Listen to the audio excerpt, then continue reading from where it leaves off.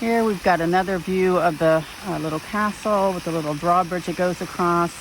This is closed off right now because of the pandemic, and they're working inside. This is a beautiful little old castle, and it's really close to Frankfurt. Bad Vilbel is known for its mineral water, and you will find these decorated bottles all over the city.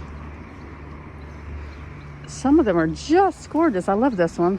I could take this home with me. And this is the Nidda River. If you continue following this is where the Romans had their fort, and it goes straight into Rudolheim and then ends in Hertz in the Main River. This is the Fountain and Bath Museum. You can tell from the name Bad Vilbel that this was known for having baths, just like Baden-Baden, Bad Homburg, Wiesbaden.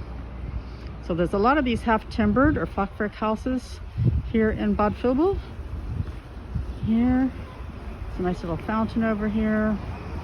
So it's just a really pleasant little town to come to. Yeah, this cute little fountain here. You know, people used to have to come and get, you know, all their water from fountains like this. But you can't drink this water. They do have places here in Bad Vilbel where you can drink the water, but this isn't one of them. So this is the train station. So you can take the train out here, like a regional train. The S-Bahns come out here too.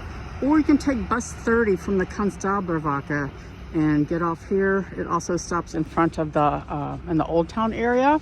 So this is Joe Ader from Frankfurt on Foot. Join our Patreon page and please subscribe. Thanks.